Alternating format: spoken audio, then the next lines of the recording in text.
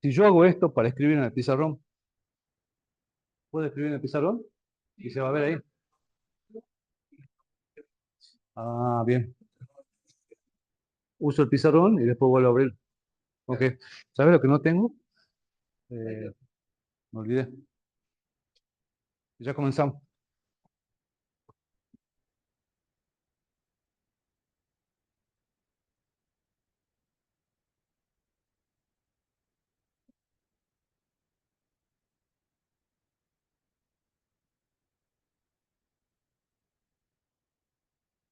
¿Tienen para fotocopiar abajo? Para fotocopiar, ¿tienen? Necesito dos copias nada más. Me olvidé esto, sí. Unas dos, tres copias. Si puedo ver, si puedo.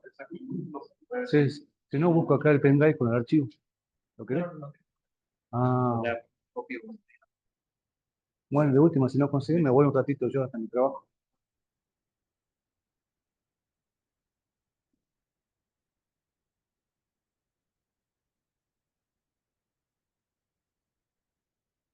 Bien.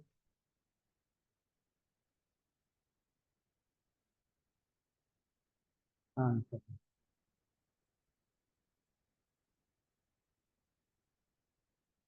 ¿cómo están? ¿Qué ha pasado con los 100 que iban a ver en la presencialidad? O sea, preocupado ayer a la tarde. Ay, no, la inscripción. Me hice una de Messi y dije, los 100 que se inscribieron la semana pasada, me había olvidado por la próxima no es necesario entonces la inscripción. ¿Y por qué no me han dicho entonces? La primera-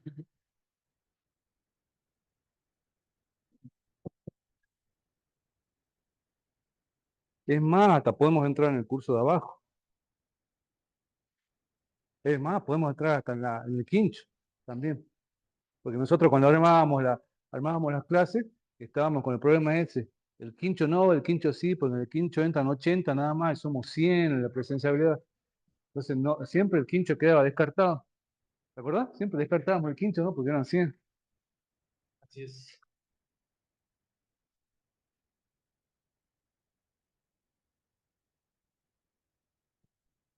Bien. Ok. Bueno, comencemos.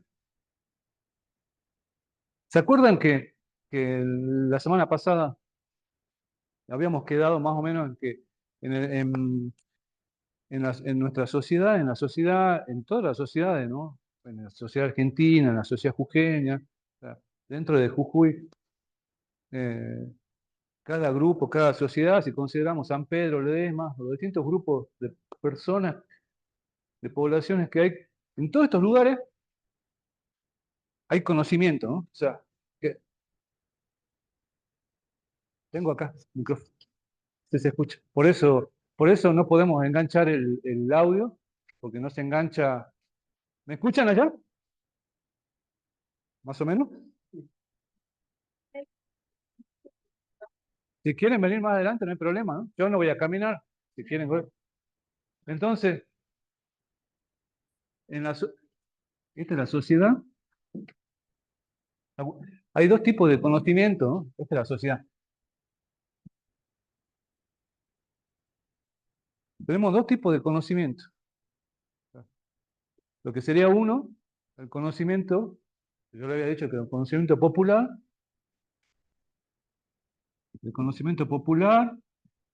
o también se llama el conocimiento no científico, o el conocimiento vulgar. Y del otro lado, lo que es el conocimiento científico,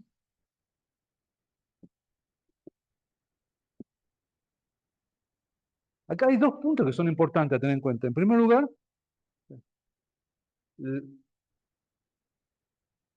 la, eh, la sistematicidad que tiene uno, o sea, la rigurosidad, todos los pasos que estuvimos viendo,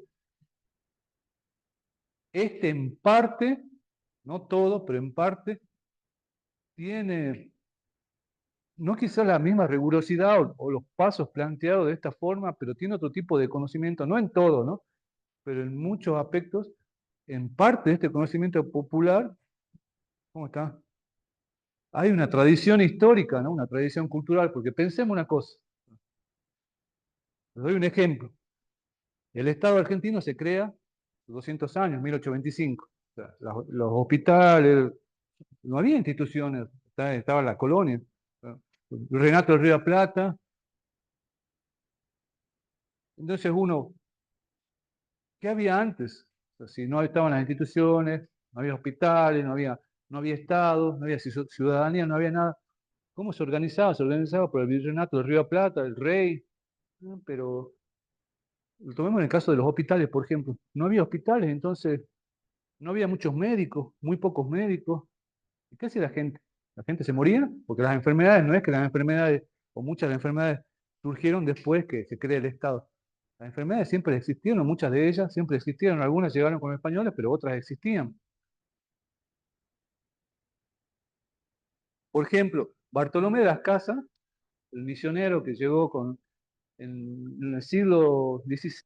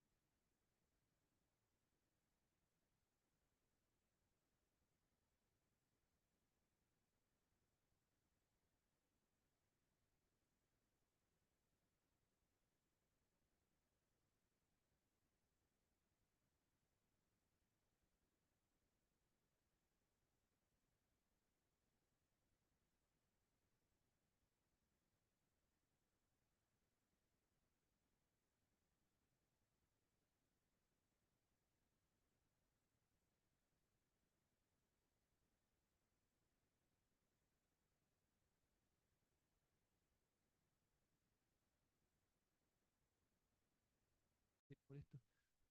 Ahora, ¿me escuchan? Hola, ¿me escuchan? Ahora sí me escuchan. Uh, era esto. Ya son. Ahí está. Sí, no sé, se apagó, pero sigo con esto. Ah, bueno, sigo con esto.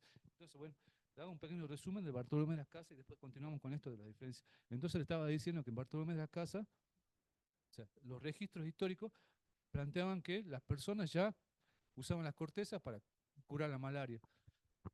Entonces, ahí estamos viendo esto, las diferencias culturales, ¿no? En el caso de la salud, más adelante lo vamos a tomar con el caso de la legislación, pero con el caso de la salud es bastante fácil de visualizar esto, ¿no? Entonces, no habían médicos titulados en ese momento, pero habían personas que cumplían la función de un médico tradicional. Hoy en día pasa lo mismo, como en algunos países, como en Bolivia, que yo había planteado, que es un país pluricultural y que ahí el Estado, a diferencia de la Argentina, que en Argentina el Estado es el que reconoce quiénes son médicos, que son los médicos científicos, los que se reciben en una universidad y tienen el título, y no aquellos que tienen otro tipo de conocimiento, este conocimiento que es la medicina tradicional, como los curanderos, los yatirí en Bolivia, etcétera, etcétera. Entonces, acá no. O sea, pero en el caso de Bolivia, por ejemplo, pasa completamente lo diferente. Pasa algo diferente. Ahí el Estado reconoce, tiene un listado de quiénes son médicos tradicionales y están ahí. Y una compañera acá preguntó, pero bueno, cómo, cómo evaluamos eso? Algo así fue, ¿no? O sea, ¿quién evalúa eso? Y lo que yo le había planteado, para los que no escucharon, es que toda la sociedad se conforma, como van a ver acá en el cuadro que está en el pizarrón, que todas las sociedades se conforman por conflictos. O sea, conflictos. Yo no estoy diciendo conflictos, cuestiones legales, ¿no? O sino agarrarse a pelear, agarrarse a las piñas, ni nada de eso, sino otro tipo de conflictos. Por supuesto que esos son conflictos, pero hay otro tipo de conflictos como son los conflictos o las diferencias culturales. ¿Quién tiene la verdad en relación a alguna actitud o alguna cosa que realizamos nosotros, un grupo de personas? Alguien las evalúa, pero esa persona que les evalúa, que no es el Estado en este caso, pero se toma posición y evalúa qué está bien y qué no está mal. Y en general, cuando uno las evalúa de acuerdo a lo que uno hace o lo que uno piensa. Supongamos, si yo soy católico, entonces evalúo mi fe, mi religión o mi cosmovisión de la vida en relación al catolicismo. Y o sea, otra, otras cosmovisiones no estoy de acuerdo o las rechazo, etcétera, etcétera. Y viceversa pasa lo mismo. Y así como eso, un montón de ejemplos. Entonces lo que le decía es, en, est- en- perdón, en esto de las diferencias, de los conflictos y las diferencias culturales que se van dando en las sociedades, yo les había preguntado recién a la compañera, cuando ella dice, ¿y quién evalúa? Lo que yo pregunté acá en clase, que no escucharon ustedes, se lo escucha de lejos, dice. ¿Se escucha o no? ¿Mejor? ¿Se escucha o no se escucha? Ahí se escucha bien. Si no vuelvo la semana que viene, porque me enfermé de algo. Estoy besando el micrófono.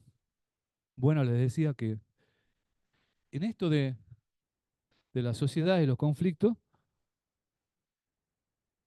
¿se escucha o no se escucha bien? Bajito se escucha. En esto de los conflictos, la compañera preguntaba, ¿quién evalúa? En el caso de la medicina, tomemos el ejemplo de la medicina en Bolivia, ¿quién evalúa quién es médico, quién no es médico? O sea, es una pregunta lógica, ¿no? O sea, porque nosotros estamos acostumbrados a nuestra sociedad, desde que nacemos en nuestra sociedad, hemos incorporado eso, que el médico, el que tiene el título, así como el médico, el abogado también, o sea, no cualquier persona ejerce eh, el trabajo de defender, de ir a justicia, de ser juez, de dictaminar qué está bien, qué está mal, etcétera, etcétera, o remediar los conflictos, ¿no? Hay que tener un título. En este caso, ¿quién determina? La pregunta es, ¿quién determina o quién evalúa? Dice la compañera. Sí. Entonces yo le dije, bueno, a la compañera, nos pongamos en abogado del diablo. Y en esto de las diferencias culturales y los conflictos, nos pongamos como si fuésemos los médicos tradicionales en Bolivia, que estuviesen acá y yo voy a tomar el papel de ellos. Entonces, ustedes lo están interpelando a ellos acá y le están diciendo, ¿quién evalúa tus conocimientos? Los tuteamos. Como dicen, ¿quién evalúa tus conocimientos? Yo me siento interpelado. O sea, alguien me está cuestionando mis conocimientos. Entonces, yo les pregunto a ustedes, ¿quién tiene pulseras rojas acá? O sea, ¿quién tiene pulseras rojas? Y las compañeras me dijeron, hay dos que tienen pulseras rojas. Yo vengo de otro lugar en donde no se usan pulseras rojas, pero estuve acá un tiempo y comencé a descubrir, a darme cuenta que la gente de acá, muchas personas usan pulseras rojas. Cuando comienzo a indagar un poco por qué usan pulseras rojas, me comienza a responder la gente por muchas cosas. Por ejemplo, por la envidia, por las malas ondas, para ahuyentar la mala vibra. ¿Es así o no? Más o menos. Entonces yo como médico boliviano hago un paso al costado, abro los ojos así y por dentro digo, ¿qué les pasa? O sea, o sea, sea, es más o menos, y el qué les pasa sería uno, ¿no? Porque le quería, tendría un montón de calificativos interpelativos en donde estaría diciendo más o menos que están locos, ¿me entendés? Que una tira, que un pedazo de trapo rojo en el brazo, en la muñeca, no va a curar nada. O sea, lo que va a determinar la vida de una persona va a ser que tenga alimentación, que tenga una vivienda, que puedan conseguir trabajo. Estoy suponiendo, ¿no? Estoy suponiendo. Pero acá volvemos a lo mismo. O sea, estamos viendo las diferencias culturales y cómo la percepción de cada uno en relación a una actitud o a un procedimiento, sea salud, legislación, lo que sea, varía de acuerdo a dónde nos posicionamos nosotros. Interpelamos el caso de la salud y decimos quién evalúa. Si yo soy interpelado, le digo a ustedes, bueno, pero ustedes están haciendo esto. Ustedes ven el ojo en la paja ajena y no en el propio. Sería. O sea, por supuesto que no es lo mismo el tema de la salud y una pulsera, pero lo estoy dando como ejemplo, ¿no? Es como ejemplo para que veamos eh, cómo es difícil incorporar esto y pensarse cómo un Estado, cómo puede ser que un Estado tenga médicos que son científicos, que han salido de la universidad, y médicos que son tradicionales. Es raro, ¿no? Uno no logra entender porque no lo vive acá. Es más, voy a comenzar a averiguar si pasa lo mismo con el tema de los abogados. O sea, puede pasar lo mismo. ¿Por qué? Porque ¿qué pasa en el altiplano y qué pasa en los Andes? Los Andes son culturas milenarias, que son culturas que preceden a la llegada de los españoles. Y estaban las famosas, por ejemplo, los aylus. ¿Han escuchado alguna vez los aylus, las comunidades? O sea, ¿y las comunidades cómo se organizan? Las comunidades, es más, si ustedes indagan hoy en día en los documentales, en la televisión, van a ver los conflictos que hay en Bolivia, en Perú, en el tema de las comunidades y el Estado. O sea, muchas veces las comunidades quieren determinar la justicia por mano propia. Y a la par está el Estado, que el Estado quiere intervenir, pero no sé, supongamos que hay un asesinato o algo así, y las comunidades quieren linchar al asesino y interviene el Estado, y es todo un conflicto. Donde están viendo ustedes que hay, así como en la medicina, hay formas de legislación, o sea, que son diferentes. Una que es tradicional, que no está avalada por la ciencia, o son abogados, pero esa comunidad tiene algunas personas que determinan qué es lo correcto, cómo se solucionan los conflictos, etcétera, etcétera. Entonces es difícil. Es más, lo complejicemos un poco más. ¿Qué característica tiene Jujuy en relación a estas poblaciones del altiplano peruano y del altiplano boliviano que nos diferencia de, de Buenos Aires? Lo que estamos viendo ahora en esto es cómo se construye el conocimiento, ¿no? Cómo se construye el conocimiento popular, el conocimiento científico, y las posiciones que va tomando cada uno. Ustedes van a ser profesionales en algún momento y van a estar parados en un lugar, que sería el de la ciencia. Ahora, van a trabajar, ustedes van a estar acá. Ustedes van a ser abogados, van a ser científicos y van a ser investigadores. ¿Está? Y acá, esto es toda la sociedad. Supongamos, esto es la Argentina. ¿Ah? Y acá está el resto de las personas, ¿no? Ah, ustedes tienen todos los conocimientos adquiridos a lo largo de la cursada, ¿no? La cursada se han recibido, la universidad les enseñó el método científico, todo, la teoría, todo. Pero sin embargo, ustedes van a trabajar sobre esta o con estas personas de distintas maneras. No sé, capaz que tienen un estudio jurídico, son jueces, son fiscales, o tienen un proyecto de investigación que desarrollan, pero ¿con quiénes van a trabajar? Y van a trabajar seguramente con alguno de estos grupos. Es muy posible que trabajen, sea un barrio, una comunidad, una institución, lo que sea en San Salvador, en el interior, pero van a trabajar de una u otra forma con alguno de estos grupos. Más grande grupo, más chico, pero van a trabajar con estas personas. Es muy, es muy raro que trabajen solo o aislados.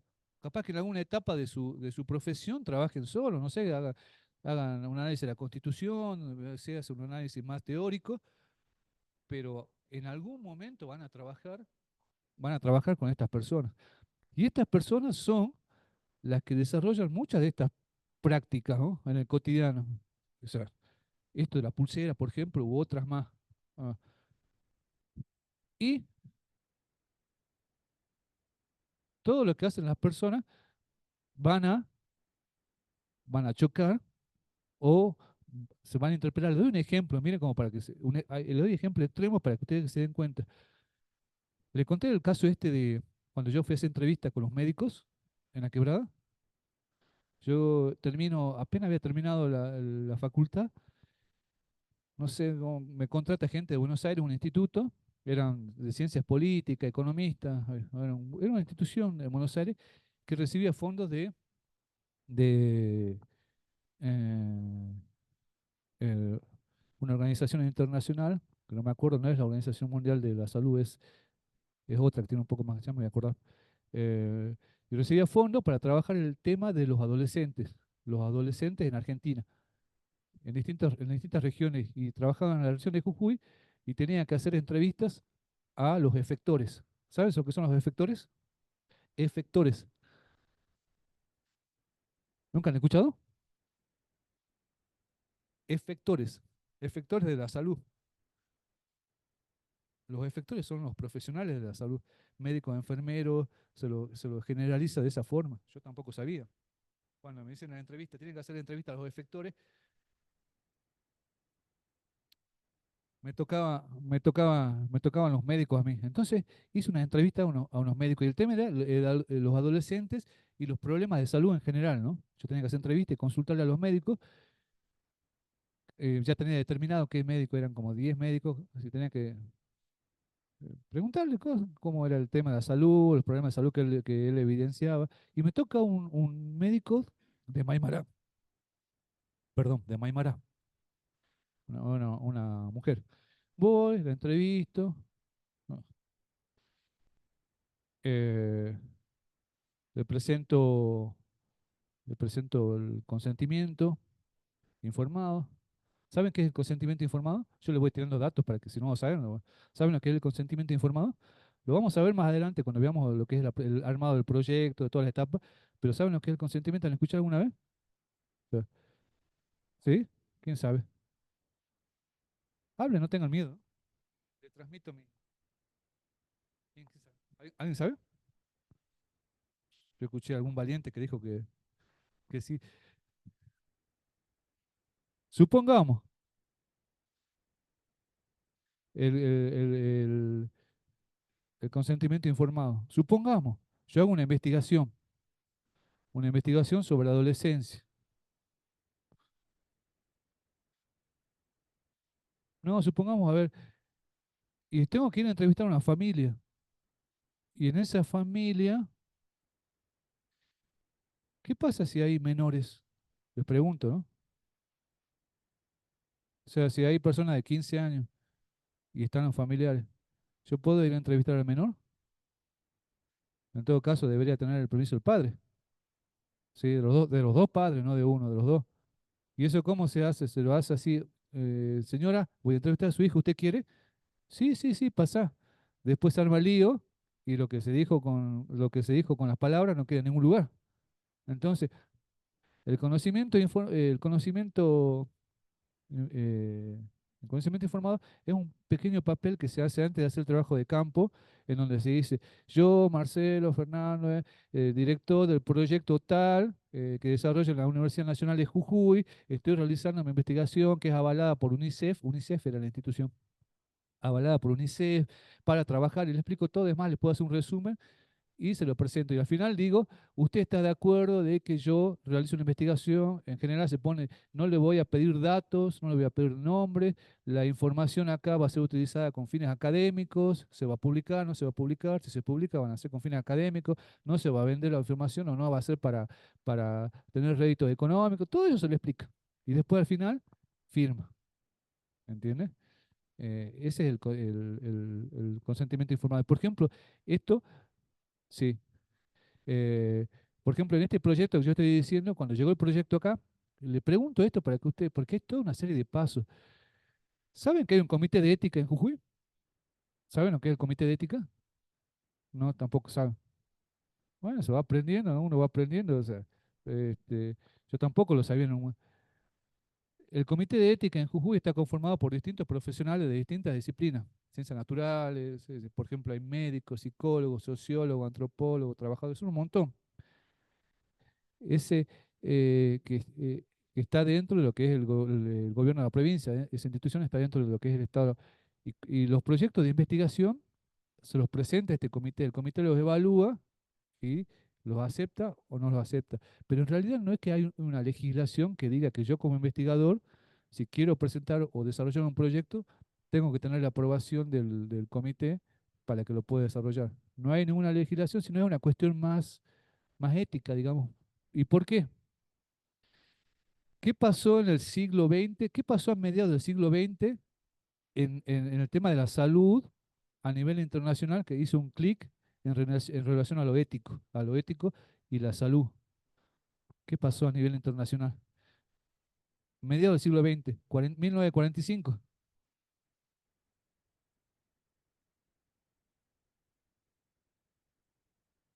lo que fue la Segunda Guerra Mundial, lo que fueron los nazis, lo que fue Mengele, los experimentos que, esto saben, ¿no? Lo saben, lo han visto en documental, en todo lo que fueron los experimentos que hicieron Mengele, por ejemplo, que agarraba a los gemelos y los unía, le sacaba un ojo, se lo pasaba al otro, le cambiaba el color de los ojos, verdes, todas esas cosas lo hacía, lo hacían los médicos nazis justificados por la ciencia. O sea, todo era científico, todo lo hacíamos para mejorar, para descubrir, para, para, para curar nuevas enfermedades, etcétera, etcétera. Entonces, después de eso, después que termina la Segunda Guerra Mundial, salen a flote todas estas cosas y se dice, no, no, no todo se puede justificar por la ciencia.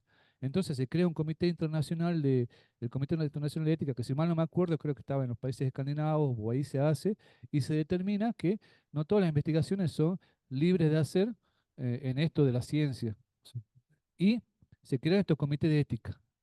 Y acá en Jujuy o en Argentina también se replican y se crean los comités estos de ética. Bueno, pero en general, o por lo menos acá en la universidad, no es muy común, ¿no?, que se los presente. Pero les digo para que están. Entonces, sigamos. Entonces, en este proyecto, para que ustedes vean esto del conocimiento y cómo choca esto del conocimiento popular, el conocimiento tradicional, el científico, yo le digo a la médica, ¿usted trabaja con adolescentes? Sí, me dice, trabajo con adolescentes. Eh, y bueno, cuéntame un poco cómo es el tema y acá entra también la salud y lo jurídico, para que ustedes vean. Me dice, yo trabajo acá en Maimará y me voy a hacer rondas al Molulo. ¿Conocen el Molulo? Está en Maimará, están las paletas y atrás del cerro ese está el Molulo. Pequeño pueblito chiquitito. Deben ser, no sé cuántas, como 10 horas caminando, 8 horas, 10 horas caminando, más o menos. Y me dice la médica, yo me voy a hacer rondas al Molulo. Me voy a hacer ronda al Molulo una vez al mes, van enfermeros, médicos, odontólogos. Y me dice a mí una cosa que me llama mucho la atención en el Molulo con el tema de los adolescentes, es que, en primer lugar, que desde chiquito toman alcohol. Es una cosa que, o sea, de chiquito, ¿no? Chiquito de 7 8 es normal en esas comunidades, pequeños pueblitos, que tomen alcohol. Bueno, yo la escuchaba, ¿no? Y después me dice, y otra cosa que me llamó mucho la atención es la gran cantidad de mujeres, de niñas de 13 años, por ejemplo, o sea, que ya tienen hijos o forman pareja. Entonces, yo la escuchaba, ¿no? 13 años, 14, 12, o sea, formando pareja. Ah, sí, bueno, yo comienzo a profundizar, ¿no? A preguntar, ¿y cómo es eso? Y sí, en general forman pareja y con personas adultas, o sea, personas de 25, 30 años. Ah, y me sigue contando y me dice, es más, muchas veces son familiares, me dice, lo que yo he visto es que es muy común que sean familiares, que son el compadre, el tío. Yo, ah, ¿y qué dicen los padres? No, sí, están todos de acuerdo, es más, los padres le dan parte del ganado, le dan parte de las tierras, una vivienda, construyen casa, hacen una fiesta en la comunidad porque se casan, se juntan. Yo les escuchaba, ¿no? O sea, ¿qué pasa en una situación como esta? Si ustedes están en un proyecto, trabajan en esta institución o son los asesores legales y viene una enfermera, un médico y le cuenta esto. O sea, yo llegué a tal lugar y he visto, se juntaron, la niña tenía 13, 14 años y la pareja tenía 30. Y, sí, o sea, porque bueno, primero tenemos que denunciar abuso, no sé, violación, o sea, por lo menos es una menor, ¿no? O sea, es una menor. Ahora, o sea, acá estamos viendo cosas que no son comunes eh, para nosotros, ¿no? O sea, cuando uno va a la Puna, no solamente acá en Jujuy, en la zona en la zona de los Andes, es muy común que las mujeres, o sea, que las niñas, se- tengan hijos muy jóvenes, ¿no? 15 años ya están parejas. Entonces, se- estamos viendo hasta lo que son las diferencias culturales. O sea, bueno, pero ¿por qué se casan? Uno comienza a cuestionar, ¿no? Uno comienza a cuestionar. Y en esto de la investigación, o sea, volvemos a lo mismo los mismos ejemplos que le había dado en la clase anterior. O sea, se escuchan muchas opiniones, muchas veces prejuicios, estereotipos, que no tienen fundamento, ¿no? En este caso podríamos decir, y bueno, porque no tienen educación, porque son ignorantes, porque, no sé, eh, porque viven, ¿no? Lo que comúnmente se dice, viven en los cerros, por ejemplo. O sea, todos los prejuicios que escuchamos cuando vemos estas diferencias culturales de vivir en otro lugar, que son muy diferentes a nosotros. Ahora yo hago trabajo de campo y comienzo a ver otras cosas como investigador y como científico, ¿no? En esto, porque la pregunta está, ¿cuál es el problema? Acá tenemos el problema, o sea, lo que es el planteamiento del problema al principio, tenemos el tema que sería el adolescente y la salud.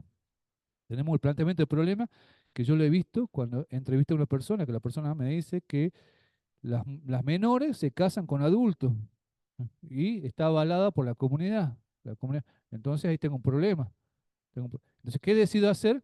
Me voy a esa comunidad para profundizar y para preguntar a la persona por qué dejan que se case su hija. Si la hija está de acuerdo o no está de acuerdo. ¿Es común o no es común realmente? ¿Se casan muchas o no? ¿Esto es ahora o hace 20 o 30 años o 50? Siempre fue así. O sea, ¿por qué no siguen estudiando? Como yo lo veo en la ciudad, porque acá una niña de 13 años está jugando con la muñeca, más o menos, o sea, 12 años sigue jugando con la muñeca, y acá termina la secundaria, sigue el profesorado, la universidad, el terciario en general, y lo que uno aspira como familia es que sus hijos se reciban, formen familia, en general, digo, ¿no? Entonces, no es que uno proyecta la vida de su hijo cuando tiene 13 años y que se junte. Entonces, ¿qué pasa por qué actúan de esa forma? Hago trabajo de campo en esos lugares y comienzan a surgir algunas cosas que miren ustedes lo que son, ¿no? O sea, lugar pequeño, los pueblitos no tienen escuela. O tienen escuela primaria, pero no tienen secundario, y menos aún terciario o universidad. Entonces estamos viendo la primera diferencia con nosotros, porque nosotros tenemos colectivos, tenemos remises, tenemos la católica privada, tenemos la pública, tenemos los profesorados, tenemos universidad a distancia si queremos, tenemos un montón de opciones, ¿no? Gratis o pagadas. Tenemos todas las posibilidades para recibirnos. En estos lugares ya tenemos un primer inconveniente, que no tienen la posibilidad de seguir estudiando en un secundario, menos en un terciario. Entonces, ya esa postura de decir, ¿por qué no sigue estudiando? ¿Por qué no termina de recibirse? Ya tiene el primer inconveniente, porque la mujer, esta niña o la madre, no puede seguir haciendo que su hija estudie porque no hay ninguna institución de educación en ese lugar.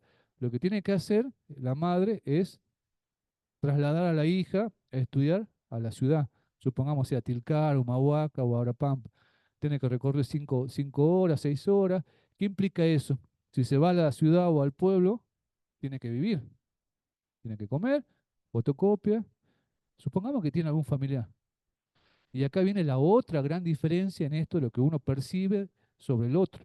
Nosotros estamos acostumbrados a tener un sueldo, más o menos, qué sé yo, alguno cobrará 200, 300, 500, pero sabemos en general que al mes, a fin de mes, tenemos cierta cantidad de plata que la distribuimos sobre nuestros gastos.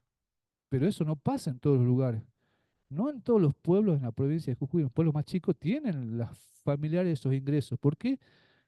Porque no trabajan en el Estado, en la municipalidad. Los sumo capaz que trabajen en la comisión municipal, pero en general no trabajan, no hay empresas. O sea, s- subsisten o viven tradicionalmente con el ganado, con lo que cultivan, hacen tejidos, cerámica, venden en el pueblo, bajan a vender en el pueblo, intercambian la comida, el ganado, y obtienen un poco de dinero, que ellos tampoco necesitan mucho dinero, porque ese dinero que necesitan es para comprar, no sé, el maíz no, comprar algún remedio, comprar algunas cosas para alcohol, esas cosas mínimas. O sea, no es que tiene que pagar Canal 4, que tiene que pagar Arnet, que tiene que pagar todo. No, o sea, son gastos, los gastos son mínimos. Entonces ustedes ya van viendo el segundo problema. Primero, la niña o la familia no tiene instituciones de educación en ese lugar. El segundo, que si quieren mandarla a la ciudad, tiene que tener un gasto económico, porque en la ciudad se gasta. O sea, es más, capaz que tienen que tener internet, todas esas cosas, y implica que si la mujer, esa familia, con lo poco que vende al mes, porque no necesita tampoco, gana 100.000, supongamos, porque subsiste con todo lo que tiene, y de pronto tiene que mandar a la hija a la ciudad y 50.000 pesos mínimo, supongamos, o 60.000 pesos tiene que gastar para que la hija esté en la ciudad, más allá que te viva con un familiar y todo eso. ¿Eh? Segundo problema que tiene el tema de dinero. Entonces, cuando uno va viendo, pero en estas familias que viven en estos lugares, le resulta casi imposible proyectar la vida de una hija como lo hacemos nosotros acá en la ciudad. Es más, es como que termina siendo lógico de decir una niña o incluso un varón que no migre, porque la otra opción es que tengan que migrar, irse a vivir a otro lugar. O sea, es como que termina siendo lógico que ellos sigan desarrollando las actividades que hacían sus madres, sus abuelos, que era trabajar el cultivo, ganado, ¿no? ¿Entienden? O sea, entonces ahí estamos viendo en campo que esto que parecía tan ilógico, o sea, termina teniendo cierta lógica, ¿no? O sea, y que nos cuesta, y que nos cuesta entenderlo porque estamos acostumbrados a vivir de una forma nosotros. Estamos acostumbrados a vivir de una forma que es esta que vemos acá. Entonces, cuando vemos las diferencias como esta, y en el caso jurídico, por ejemplo, en el caso jurídico, es como hay un choque, hay una contradicción. Esto es lo que planteaban en el práctico. Cuando ustedes leen el texto de la autora, de Barreda, de Barrera, es lo que plantea, ¿no? La abogacía, la abogacía desde una perspectiva filosófica lógica, plantea el análisis, el análisis de las leyes como algo que está arriba, o sea, que no se discute, que se analiza, se construye. Supongamos en este caso, analizamos lo que es el papel del menor, lo que en el caso de la mujer, lo que es, desde las leyes, la constitución, lo que sea, y bajamos las bases y tienen que ser. Y de pronto en la práctica, en el campo, chocamos con esto, ¿entienden o no? Chocamos con esta forma de vivir que no concuerda con lo que plantea las leyes, la legislación. ¿Y quiénes construyen esas leyes, esa legislación? Es construida desde el centro, lo pensemos también. Esas leyes no la construyen en la Pampa, la construyen en Buenos Aires. En Buenos Aires, quizá algunos más, pero en la Pampa. Entonces ya vamos viendo algunas cosas. Esas personas que construyen las leyes, que discuten las leyes, no tienen mucho conocimiento de lo que es el Molulo, lo que es Abrapampa, lo que es la Puna en Jujuy, como para dar algún ejemplo, ¿no? De lo que son las comunidades, lo que son las comunidades rurales, por ejemplo, la diferencia es esta de vivir. Entonces estamos viendo cómo se construye la legislación en relación a lo que es la práctica, y en el caso de lo que plantea Barrera, o sea, cómo hay otra forma de construir el derecho desde la práctica. ¿Entienden con este ejemplo? Yo no estoy diciendo que esté bien lo que pasa en este lugar.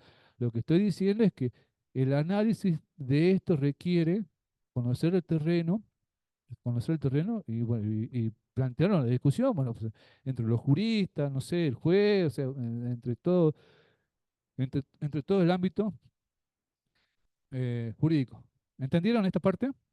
¿Se quedó claro lo que es el conocimiento popular y cómo choca con lo que es el, el conocimiento científico? Entonces, esos son los conflictos que yo le digo en una sociedad. Estos son conflictos. Estos son los conflictos. El derecho plantea una cosa, pero en la práctica estoy viendo otra. Si yo me baso en el derecho, tienen que ir todos en cana, más o menos, en esta comunidad. ¿Me entiendes?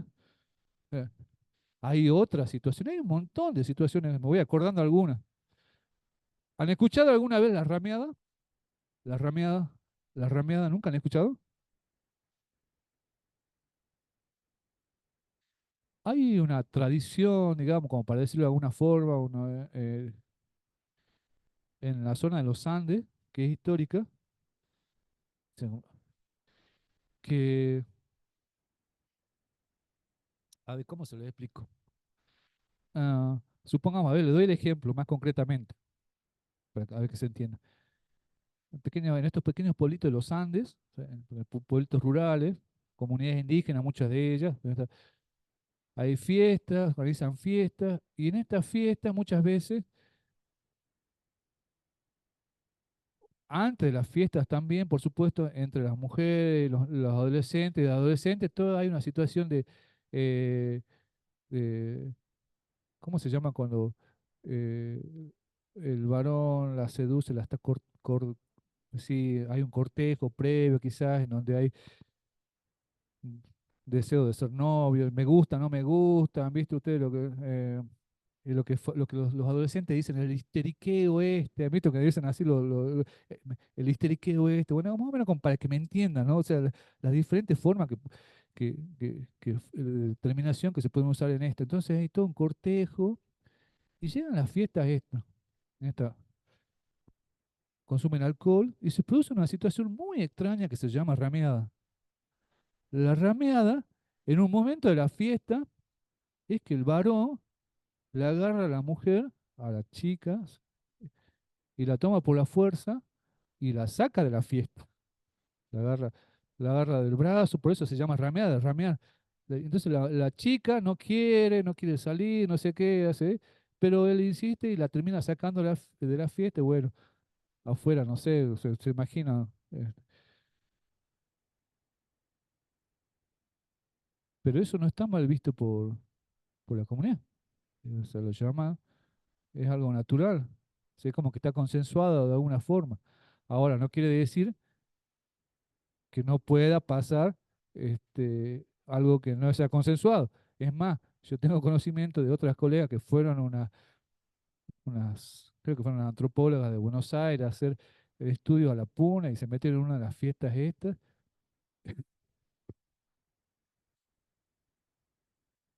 Se armó un lío porque, o sea, ¿cómo se asocia esto? O sea, desde nuestra perspectiva y de vivir en la ciudad con nuestras características culturales, cómo entendemos nosotros la relación mujer-varón y cómo se consensúa la sexualidad o sea, nosotros cómo la vemos acá, o sea, yo no es que te pregunte, yo quiero ser tu novio, yo quiero tener sexo con vos, no, eso no creo que se pregunte, o es muy raro, sino que hay ciertos códigos en donde uno acepta o uno propone, la otra persona acepta, hay un consenso, digamos, ¿no? O sea, muchas veces no es hablado, pero hay un consenso. Entonces, en este caso, o sea, pasó esto con las chicas, por ejemplo, y no hubo el consenso, y era una violación, era una violación, una situación eh, legalmente uno lo puede sostener de esa forma, ¿no? Ante situación. ¿No? Pero en la comunidad. Y yo le planteo, yo no estuve, pero yo le planteo lo que yo escuché, o sea, los colegas, pero como para que ustedes tengan el ejemplo, esta es la diferencia de lo que son las diferencias de otros lugares y nuestras perspectivas, ¿no? ¿No? Y, y ustedes me podrán decir, bueno, pero yo voy a ser abogado y voy a trabajar en la ciudad. O sea, voy a tener mi consultorio, mi buffet, no sé. Yo trabajé en programas, yo trabajé en el RETESI. ¿Conoce el RETESI o no? El relevamiento territorial de comunidades indígenas. Hace 10 años, 15 años, cuando estaba el gobierno de, de Kirchner, creo que era el marido de Cristina, Néstor. En 1994, en la década del 90, fue cuando a nivel internacional, ¿qué pasaba con las comunidades indígenas? A nivel internacional. La legislación, en la década del 90, a nivel internacional se crean toda una serie de legislación en relación a las comunidades indígenas y es como que se revaloriza o desde la legislación se apoyan los pedidos de las comunidades indígenas en Latinoamérica, en el caso de la tierra, el territorio, la defensa, etcétera, etcétera. Y lo que hace la Argentina es, ¿cómo se dice? Cuando acepta, se adhiere, se adhiere, se adhiere a eso, sí, esos tratados internacionales. Y se crea acá en la década del 90, y es más, creo que en la Constitución, la modificación de la Constitución, se agregan algunos puntos en relación a las comunidades indígenas, no me acuerdo muy bien, pero en la década del 90 se crea el RTS, que es un programa como lo dice, un Reglamento Territorial de Comunidades Indígenas, lo que quiere hacer es reconstituirle, o por lo menos poner en discusión legalmente el territorio de las comunidades indígenas. Ustedes saben que las comunidades indígenas plantean el tema del territorio. Este es el territorio de ellos, y acá en el territorio no solamente es espacio, ¿no? No solamente es espacio, sino es todo lo abstracto, ¿no? Que sería, por ejemplo, la cultura, la fiesta, los antecesores que viven, que supongamos el cerro son sus abuelos y todas esas cosas, todos los conocimientos que están. Entonces, en todo esto, o sea, es el territorio. Y este programa lo que quería hacer era hacer relevamiento. Se formaron equipos en la Secretaría de Derechos Humanos. Esos equipos estaban divididos en tres grupos. La parte sociohistórica, donde estaban sociólogos, historiadores, antropólogos. La parte de georreferenciamiento, que era aquellos que en general no tenían título, pero eran los que estaban con el GPS y que iban a las comunidades y marcaban en el mapa, en las comunidades, dónde estaban las casas, la vivienda, los enterratorios, las huacas, todas las pinturas, todo lo aquello que pueda definirla como una comunidad. Porque teníamos que justificar nosotros desde el Estado si eran comunidad indígena o no. Y estaba, ¿ah? Sí, y estaba la última parte que era la parte legal, que estaba conformada por los abogados. Habían equipos de abogados, conozco a varios abogados que trabajaron ahí. eh, Entonces, nosotros hacíamos la parte sociohistórica, en donde entrevista y avalábamos que era una comunidad indígena. Decíamos en el informe si es una comunidad indígena. ¿Cómo está?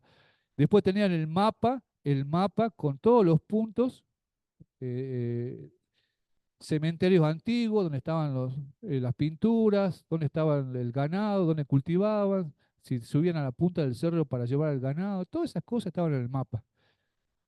Todo eso lo tomaba el abogado y el abogado analizaba, hablaba con la comunidad y armaban una estrategia para presentarla a los tribunales. ¿Por qué? Porque siempre había un conflicto. Estaba la comunidad que pedía la tierra, pero había otra parte que decía, no, son mis tierras. Terratenientes, el Estado, o sea, eh, otras comunidades, porque había conflicto con otras comunidades. Entonces, nosotros íbamos a una comunidad que nos llamaba y hacíamos armábamos la carpeta y el abogado era el último que definía la estrategia. Entonces, con la comunidad se presentaban ante la justicia y reclamaban ese territorio. ¿Ah?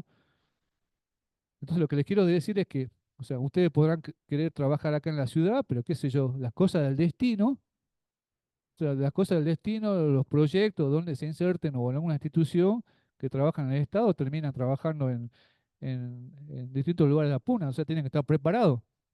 Uno tiene que estar, yo hice mi tesis de grado en antropología, trabajaba la migración limítrofe acá en Jujuy. Y lo había hecho durante los últimos 4 años, buscar información, hacer investigación. Salgo y tenía que comer. O sea, tenía que comer, buscar trabajo. ¿Y qué me ofrecen? Trabajar en el Ministerio de Educación. ¿Sobre qué? Sobre las tecnicaturas sociohumanísticas. son las tecnicaturas que están en los profesorados.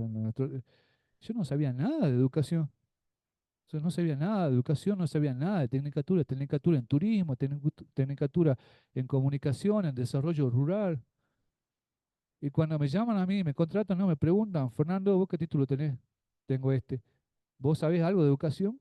No, no me preguntan. O sea, uno dice, es abogado y está. O sea, no me vengas con que yo soy que constitucional, que soy de derechos humanos, no. Yo quiero que vos, yo quiero que vos me trabajes en educación, y vos tenés el título, estás avalado eh, sobre eso. Y uno ahí tiene que comenzar a leer, comenzar a buscar, sabe todo el proceso, sabe lo que es el proceso de investigación, la lectura, el marco teórico, lo tiene que hacer. O sea, todo esto que estamos viendo acá. Es más, tiene que aprender rápido lo que son las diferencias del contexto a lo que yo percibo, porque uno cuando presenta el informe pone el sello y cualquier cosa o error que cometa ya está, ya es uno profesional, no puede estar en quinto año de la facultad cometiendo algún error en un trabajo práctico. ¿No? ¿Entiendes? Ya tiene el título. Bueno, pregunta mientras voy borrando. Ah, no sé qué ha pasado esto. A ver, al final nunca termina de pasar el PowerPoint. Pasamos al PowerPoint. ¿Cuándo se crea la carrera de abogacía, la primera carrera de abogacía en Argentina? No me trajo alcohol. No, googleen. ¿Saben o no saben? Más o menos, ¿a dónde se crea? ¿A dónde se crea? A ver, yo me olvido de la virtualidad. Ah. ¿Dónde se crea la primera carrera de Derecho?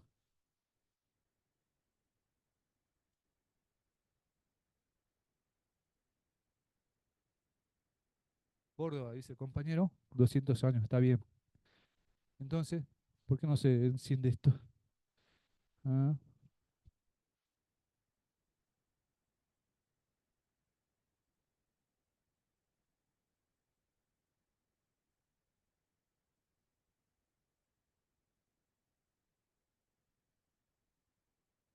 debería aparecer.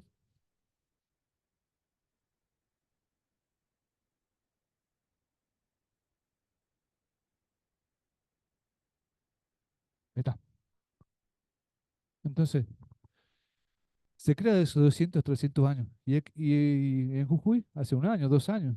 Entonces, bueno, ustedes tienen que ir dándose cuenta que es una carrera súper nueva acá en la Universidad de Jujuy, ¿no? O sea, es una carrera súper nueva. O sea, la disciplina en sí no es nueva, o sea, tiene sus años. Pero en el caso de la UNJU, es una carrera nueva. Y eso implica toda una serie de, de, o sea, de puntos que uno tiene que ir mejorando, superando, porque no podemos compararnos con una universidad que hace 200 o 300 años tiene la carrera. Esas universidades ya han creado todo un marco de investigación, por ejemplo, o sea, en relación a lo que es el ámbito jurídico o el derecho, ¿no? Por ejemplo, lo que estamos viendo en el PowerPoint, y por eso es que le puse, por ejemplo, la Universidad de Córdoba, ustedes entran a la página de la Universidad de Córdoba y ven instituciones de investigación que tienen. Por ejemplo, el Instituto de Estudios sobre Derecho, Justicia y Sociedad. Es más, es una unidad ejecutora del CONICET. ¿Saben lo que es? ¿Saben lo que es el CONICET, no? O sea, ¿las unidades ejecutoras saben lo que son o no? O sea, es como que hay como para que se entienda, son como dependencias que tienen cada provincia del CONICET. Son pequeños CONICET chiquitos. Es como facultades, digamos, algo así. En donde en esa unidad de dependencia se congregan los becarios, los investigadores del CONICET. Acá, por ejemplo, ustedes bajan, hacen 2 cuadras frente al RI 20. Ustedes van a ver en una de esas viviendas de 2 pisos que está al frente, ahí, sí, al lado de la escalera, ahí van a ver que dice CISOR, CONICET y UNJU. Bueno, esa es una de las dependencias. Es, eh, Se escribe eh, CISOR, Unidad de Dependencia, CONICET UNJU. ¿Y acá quiénes están? Están los becarios doctorales, Malca, por ejemplo. Malca está ahí, la profe Malca. Ella es becaria doctoral de CONICET y ahí tiene su lugar de trabajo. Es un lugar de trabajo en donde uno va, se sienta en la computadora, investiga, cumple horarios. ¿Eh? Están los becarios, los postdoctorales, que yo estuve ahí con lugar de trabajo hasta este año, hasta abril, que se terminó la beca postdoctoral, también estaba ahí. Y después están los investigadores. Ah, y personal técnico. Los técnicos también están. Y los administrativos, ¿no? Entonces, esa es una unidad de dependencia. Y cada uno realiza sus investigaciones, o sea, distintas líneas de investigación, cada uno. Pero esa es una unidad y así como esta y otras. Creo que económica, económica también tiene una, no me acuerdo si agrarias tiene otra, pero son dos o tres, me parece. Entonces, lo que le quería decir es que estas universidades son más antiguas y por supuesto tienen esto, los institutos de investigación. Los crearon en algún momento. O sea, la Universidad de Jujuy en Derecho, porque la universidad tiene otros institutos. Por ejemplo, estos que están acá al lado, los conocen, ¿no? Tenemos el Instituto de Biología, tenemos el Instituto de Geología, tenemos el de Trazos, el que está acá, el nuclear. Entonces, cuando uno va ahí, es lo mismo que esto, tiene sus investigadores, tiene doctores, postdoctores, realizan becas, es lo mismo, solamente que las disciplinas varían. Es biología, geología, genética, son genetistas, biólogos, y entonces va variando. CISOR son más relacionados con ciencias sociales, entonces van variando de acuerdo a las disciplinas. En el caso este de, perdón, de Córdoba, tienen uno. O sea, en donde acá hay abogados y no solamente abogados, ¿no? Así como en el CISOR hay de todas las disciplinas de ciencias sociales, abogados, sociólogos, antropólogos, historiadores. Acá en su mayoría seguramente van a ser abogados que desarrollan las investigaciones, pero pueden ser tranquilamente científicos de otras ciencias sociales, por supuesto que desarrollen investigaciones que estén relacionadas con la abogacía, ¿no? O con el derecho, mejor dicho.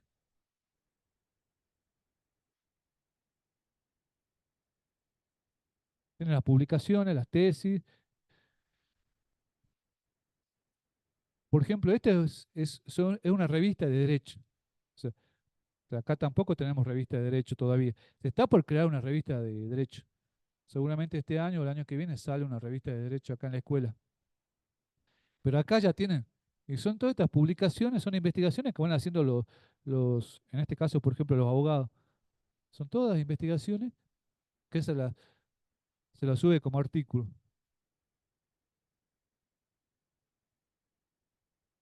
Este es de, este es de Córdoba también. Esta es de Tucumán. Tucumán tiene también su instituto.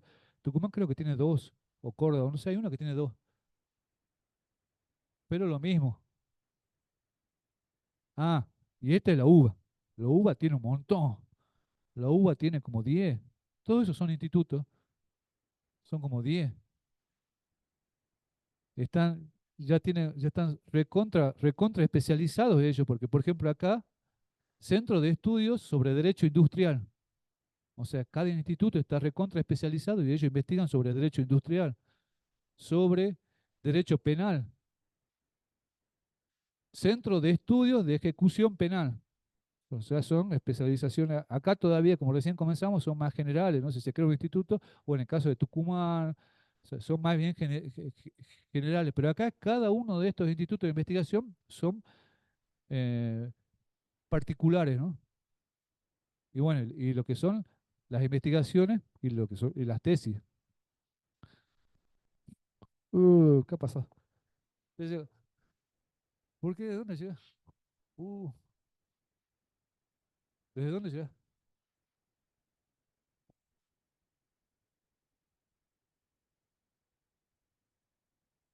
Sigamos. Son todas tesis, siglo XXI.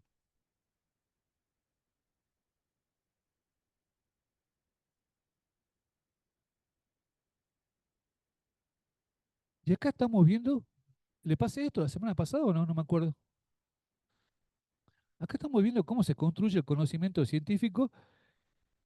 Ya entremos a lo que es el conocimiento, cómo se construye el conocimiento científico y cómo el conocimiento científico no necesariamente es de una sola disciplina, ¿no? Sino lo que es el trabajo interdisciplinario en un mismo tema o en un tema.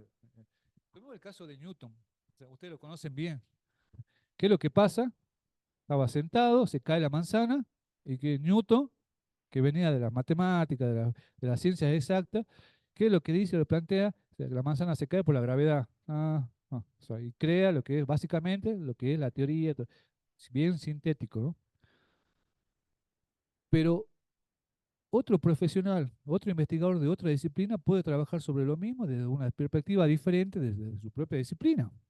Por ejemplo, supongamos, o sea, el mismo tema, la manzana que se cae, o sea, la botánica, o sea, se junta con Newton, un botánico, y le dice, yo quiero trabajar sobre tu tema, pero yo quiero ver otras cuestiones, no quiero ver el tema de la gravedad, la velocidad, etcétera, etcétera, la manzana que cae, sino yo quiero ver si eh, algunos eh, animales, algunos gusanos, por ejemplo, algunos parásitos, no sé, no, parásitos no, algunos bichitos que tengan la manzana, generan que la manzana termine cayendo antes o no.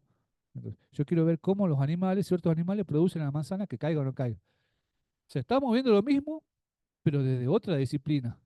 ¿Me entiendes? Uno la ve, la velocidad, usa la matemática, la gravedad, y el otro quiere ver cómo la naturaleza, en este caso los animales, gusanos, lo que sea, influyen si la manzana se termina pudriendo o no, o genera algún efecto que hace que la manzana se caiga antes o no. Por ejemplo, la economía. La economía también. O sea, uno va a decir, la economía, ¿qué tiene que ver la economía con la caída de la manzana? Pero el investigador en economía puede ver el costo de la manzana, cuánto sale la manzana y el costo que tiene en la producción en la finca, en Jujuy, supongamos la finca en Santa Bárbara, cuánto le cuesta al empresario los costos de pagarle al trabajador para que está mecanizado o no está mecanizado, compara aquellas fincas que están mecanizadas y aquellas que no están mecanizadas y ven los costos, entonces determina si el que vende la manzana con la cosecha mecanizada es más barata que la que vende, pero sin embargo está viendo que la manzana que es levantada manualmente es mucho mejor porque no tiene tanto daño como la otra, y después va viendo cómo esa manzana llega a los costos de la feria de Jujuy, cómo se la vende a Buenos Aires, cómo se selecciona la manzana de Jujuy y cómo se selecciona la que va a Buenos Aires, porque ustedes han visto lo que son las frutas de Buenos Aires. No sé si alguna vez las frutas de Buenos Aires son espectaculares, se parecen a las que están en la tele, ¿no? Son unas frutas espectaculares. En cambio, yo me voy acá a la feria y tengo que estar separando los tomates. Ah, ah. Pero bueno, han visto que acá tenemos dos tipos de precios de los tomates, ¿no? Tenemos el que vale 1.500 y el que vale 1.000. Y el que vale 1.000 parece una camiseta de fútbol, ¿no? Rojo y amarillo. ¿Han visto? Entonces, eh, la economía ve eso. La abogacía también puede realizar una investigación en relación a la manzana. No sé, supongamos qué sé yo, a ver, cuestiones legales en torno a si hay en Santa Bárbara hay una empresa, tomemos otro ejemplo, tomemos bueno, sí, tomemos manzana, que hay una empresa multinacional que tiene un cultivo, tiene una finca grande de manzana, y de pronto hay pequeños productores alrededor que también cultivan, y se está produciendo con la gran empresa un ¿cómo se llama cuando comienza a tomar los terrenos? No hay un mercado de terrenos, comienza a monopolizar los terrenos. Entonces comienza a comprar los terrenos o el Estado se los cede porque es una empresa grande, comienza a contratar gente y agarra los mejores terrenos para el cultivo, y los pequeños productores comienzan a quedarse con terrenos que no son muy buenos, y ahí se produce toda una disputa legal en donde los pequeños productores van a la justicia y el abogado lo que termina analizando cómo la producción de manzana, cómo esa manzana que cae termina teniendo toda una serie de cuestiones legales. Les doy un ejemplo, ¿no? Como para que ustedes vean que el mismo proceso en esto del conocimiento científico varía de acuerdo a la disciplina o en lo que podría ser un trabajo interdisciplinario, ¿no?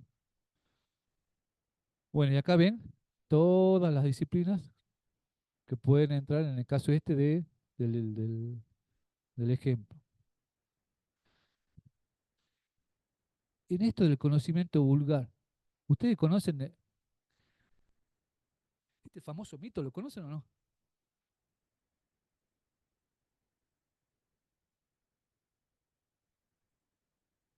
Es famoso este mito que lo único que las personas que están en la cueva creen que el mundo... ¿Y cómo esto se relaciona con los planteamientos teóricos que hemos visto en lo práctico, ¿no? Porque lo que plantea la autora, o sea, lo que plantea Barreto, básicamente el contenido del trabajo de Barreto es esto.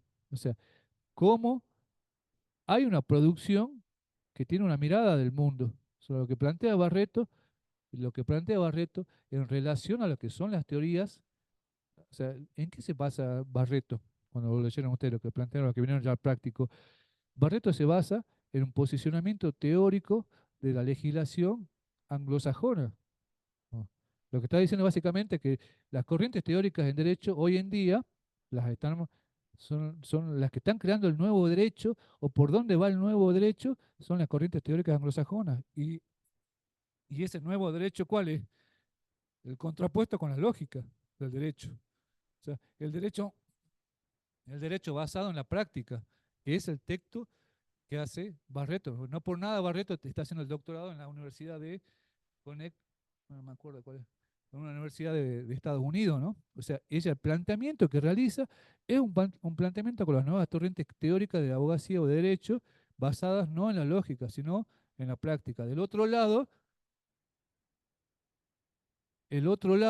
está el derecho latinoamericano, que lo plantean en el texto la autora, cómo el derecho latinoamericano se basa más bien en lo que es la filosofía, la tradición filosófica, esto de la lógica, considerar las leyes como algo supranatural que está arriba y que de ahí se bajan los lineamientos y no se modifica nada. Y con los ejemplos que yo le fui dando en clase, se producen estas contradicciones, ¿no? Las contradicciones en el molulo, las contradicciones en la otra comunidad, cuando comienzan a surgir estos hechos que son particulares y que se produce una paradoja con lo que es la ley que nosotros conocemos. No tomo posición yo, no estoy diciendo que estén de acuerdo, no, sino estoy diciendo que hay algo complejo en la sociedad, que no es algo que está diagramado en la Constitución y que la Constitución o la ley resuelve todo, sino que hay muchas cosas que no están contenidas, que son estos conflictos, ¿no? Entonces, esto que estamos viendo acá sintetiza lo que van a ver en Barrett, lo que es el conocimiento este que está centrado en algo. Y tengan en cuenta una cosa, este conocimiento popular no necesariamente es un conocimiento que lo realiza o que lo produce gente que no tiene título. Lo pueden hacer personas que tienen título, porque los prejuicios, o sea, la subjetividad también parte de las personas que tienen título. O sea, porque ustedes como abogado, cuando se reciban como abogado, esperemos que no, pero seguramente puedan tener opiniones sobre otras temáticas de otras disciplinas, salud, por ejemplo. O sea, esto de las opiniones que yo le decía la semana pasada. Si una mujer tiene 5 hijos, es porque quiere los planes. Entonces o sea, esa es una opinión subjetiva, ¿por qué? Porque interviene en cuestiones de salud, interviene en cuestiones relacionadas con, no sé, trabajo social, educación para la salud, intervienen otras disciplinas que pueden estar asociadas a lo que es el trabajo de campo. Entonces yo estoy emanando desde una disciplina, una postura que termina siendo un conocimiento, o sea, no avalado científicamente. ¿Entendés? Diferente está, diferente es que vayan y estén, le di el ejemplo la semana pasada, ¿no? Esta de lo que yo había visto. Entonces, diferente es que vayan a las comunidades, a los pueblitos y le pregunten a la mujer por qué tuviste 5 hijos, y le va a pasar lo que me pasó a mí, que la mujer no decidía sobre la sexualidad. Eso lo saben todos, lo expliqué, ¿no? Lo saben, que era el marido que la golpeaba y tenía sexo cuando quería. Entonces, Bueno, hay un Chu que dijo por ahí que parece que no vino. Bueno, entonces el marido era el que tenía sexo cuando quería y la mujer no usaba profiláctico ni otro tipo, sino se cuidaba con los días. Entonces, bueno, por supuesto que va a quedar embarazada y va a tener, y no es algo que pasaba con las personas más grandes, sino también que pasaba con los más jóvenes de otra forma. Entonces ahí intervienen otras cosas, intervienen adicciones, alcoholismo, otras adicciones más fuertes, etcétera, etcétera. Entonces, este es el pobre que quedó la semana pasada, ¿no? Y miren ustedes, el, hemos visto que este conocimiento, o sea, la ciencia, cuando, o sea, la ciencia es antigua. Lo que pasa es que la característica que tiene la ciencia en los últimos siglos, o sea, es diferente esto del método científico, o sea, avalarlo con la práctica. Pero los filósofos de la Grecia o de Roma, o incluso hasta si nos vamos un poco más atrás, cuando cuando hablamos de los homos, el Homo sapiens, eh, el Homo de Neandertal, todos esos que son muy antiguos, realizaban distintas formas de ciencia o cómo pensaban que llegaban al caracú o a la carne de un mamut. Si el mamut, la piel que tiene el mamut debe ser así. Nosotros no podemos cortar un pollo. Ahorita lo que es cortar un pollo, trozar un pollo es un lío, trozar un pollo. Tienen que estar re filoso el cuchillo, si lo queremos hacer con la mano, es imposible trozar el pollo. Imagínense un mamú que tiene así, que debe haber tenido así de gruesa la piel. O sea, es imposible, no tenían cuchillo, no tenían nada. ¿Y qué es lo que van creando en ese momento? Que es son los inicios de la ciencia, ¿no? O sea, no esta ciencia que conocemos hoy en día. O sea, es preguntarse, reflexionar, utilizar la razón y agarrar una piedra y comenzar a golpear la piedra, darle filo, y que esa piedra con el filo, que era una obsidiana, esas piedras volcánicas, cortaban el cuero. Algo tan sencillo eran los inicios de la investigación basada en una investigación aplicada, ¿no? O sea, así como crear la rueda, todo eso. Es una investigación aplicada en crear algo. Y así como eso hay un montón de ejemplos. Y eh, llegamos al momento, o sea, venimos bien con todo esto, llegamos a la Edad Media, la Edad Oscura. ¿Qué pasa en la Edad Media? ¿Qué pasa en la Edad Media con la ciencia? O con todos los avances científicos que se venían dando con los griegos, con los romanos. Han visto que los griegos, los romanos, los egipcios fueron en la sociedad occidental, fueron el boom de los nuevos descubrimientos, y de pronto caemos a la Edad Media, en donde es la Edad Oscura. ¿Qué pasó?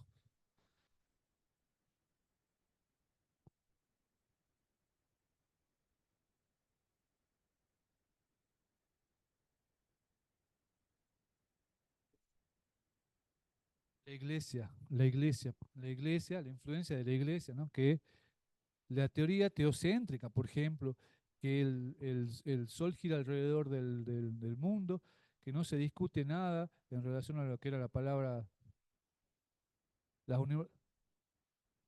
sí. Las universidades dónde estaban? En las instituciones religiosas. Las universidades estaban ahí, o sea, entonces en todas, no digo que no hayan habido, no digo que no hayan habido inventos, sí, pero a diferencia de lo que había sido antes y cómo en la Edad Media se trató a los filósofos, ustedes han visto que en la Edad Media le cortaron las cabezas más o menos a los filósofos de... Exactamente. Entonces, eh, no se descubrió América todavía. Esto de este conocimiento popular y las subjetividades ante ese desconocimiento en la Edad Media fueron terribles. Yo les puse un mapa como para que se den cuenta, antes del descubrimiento de América. Europa era, era no sé, qué sé yo, 100 años después van a decir lo mismo de nosotros con esto de la teoría del Big Bang. Ustedes han visto que dice, o sea, no sabemos qué hay más allá, pero el espacio va- se estira y después va a tener una implosión y vamos a estallar todo. Después dice que hay mundos paralelos. Ustedes han visto todas las teorías en relación son un montón. Bueno, Bueno, hay muchísimas. Yo lo que estoy diciendo es que dentro de 100 años, cuando descubran todo y le den la respuesta, van a decir, en 2024 estos loquitos pensaban que el mundo, que el universo se iba a comprimir y iba a estallar, o que había mundos paralelos. Es lo mismo. O sea, si nosotros reflexionamos qué pensaban los europeos antes de descubrir América, o sea, nos puede parecer algo extraño, ¿no? Pero eran las mismas dudas que tenían ellos que había más allá. Y pasaba esto que estamos viendo en el mapa. Ese es un mapa de antes de descubrimiento de América. ¿Qué es lo que están viendo ustedes acá? Ustedes están viendo ah, Islandia, Islandia, Reino Unido, Inglaterra debe estar por acá. Bueno, esta debe ser Finlandia y acá abajo está. Pero yo puse este mapa ¿por qué? Porque ¿ven esos que están ahí? Bueno, no se ve muy bien. Se apaga la luz, se apaga todo, el cañón también. Se apaga el cañón, ¿no? Bueno, estos que están acá, este que está acá, es una serpiente. Es una serpiente, este es un calamar, son todos gigantes, ¿no? Son todos gigantes, ¿no? Es que eh, calamar por acá, acá hay un pez, acá hay un dragón, acá hay un dragón, acá hay otro pez. Son todos monstruos. Ahí lo puse. O sea, era la visión que se tenía en la Edad Media, ¿no? Eh, en este momento en donde la ciencia se seguía construyendo de una forma particular en relación a lo que era religión. Pero en este contexto, el mundo es lo desconocido estaba dado por esto. O sea, en los mares existían estos monstruos. Así lo llamaban ellos, los monstruos, ¿no? Y miren ustedes, o sea, acá, ¿han visto Harry Potter? ¿Alguna vez han visto Harry Potter que aparece? Hay uno en Harry Potter, hay un monstruo que es ese que es es un león, cabeza de un pájaro o algo así, que ya lo vamos a ver en la foto. Pero en este contexto de la Europa, en donde se hacía la ciencia, y la ciencia estaba dada en relación a lo que era religión, o sea, creían que el mundo o eso desconocido estaba habitado por monstruos, ¿no? Y eran estos monstruos, tenían toda una serie larga de- que, y ahí puse algunos, por ejemplo. Estaban los hesiapodos, es el del pie gigante, los cíclopes, que bueno, a veces lo deben conocer, los cinocéfalos, los blemios, que son estos, los chiquitos, bueno, los siameses, perdón, los blemios creo que son estos, lo vamos a ver un poco detallado. Oh, son un montón. Los cesiadópodos, esos que tienen el pie gigante. Cuando uno lee los registros, el pie gigante lo usaban para darse sombra, eso decían lo que pensaban en ese momento. Los blemios, todos estos estaban en esos lugares desconocidos. África, si bien no se conocía América, pero los europeos en el siglo medio, o sea, veían en África, en Oceanía, en China, en todos esos lugares desconocidos, pensaban que estaban habitados por estos monstruos, ¿no? O sea, no eran europeos, no eran personas blancas, civilizadas, sino este creo que es el de Harry Potter, uno parecido, cinocéfalo, cabeza de cuerpo de los, los blemios, o no, estos son los pigmeos, ¿no? Pintura.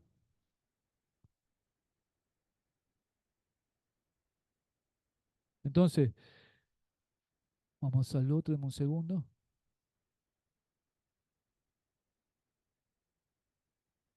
denme un segundo, que lo engancho, acá está, lo enganchemos con este. Entonces, ah,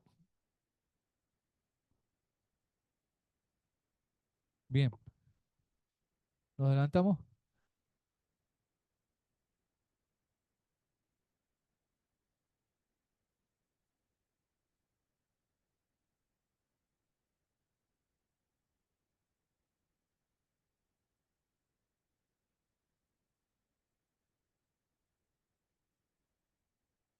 Bien,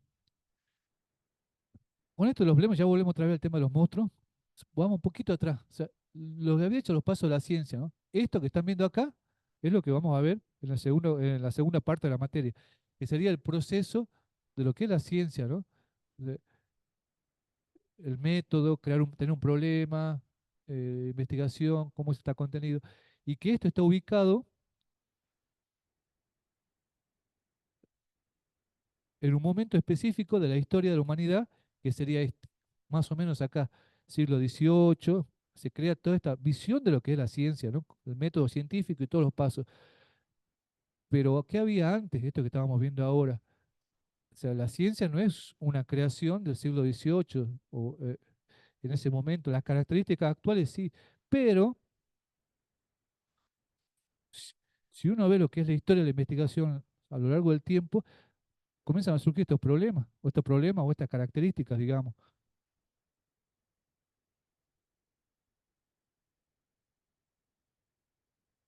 ¿Qué pasaba en la prehistoria? O sea, en la prehistoria no había investigación. Si había una investigación, que era una investigación incipiente, muy primitiva, como para que ustedes entiendan. O sea, esto que les dije recién, o sea, la creación de herramientas o de instrumentos para acceder a la carne, a los huesos, es lo que estamos viendo.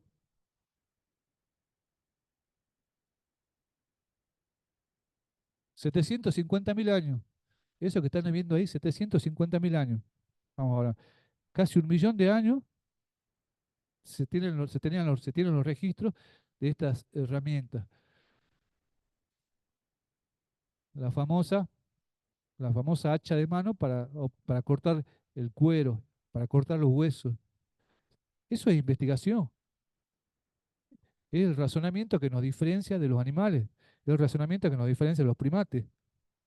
Ustedes podrán decir, bueno, pero yo he visto en un documental que los chimpancés están en la computadora, están en los jueguitos. Sí, pero o sea, hay algunos autores que llaman a eso la protocultura o el proto razonamiento o la proto razón, algo antes, anterior a la razón.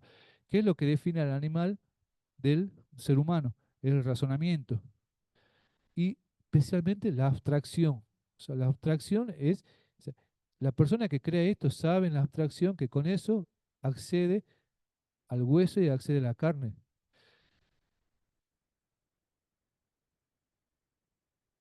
Esto es investigación. Hay, o sea, la pintura, el arte, lo artístico, plasmado en la primera pintura que creó el ser humano, por lo menos hasta ahora, datada en 45.500 años, es lo más antiguo que se conoce en Indonesia.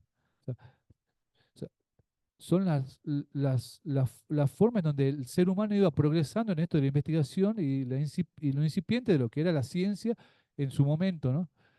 Y poco a poco comienza a crear un montón de otras cosas, las puntas de flecha. Bueno, ahí están lo que hacían. Poco a poco comienza a progresar con el cultivo.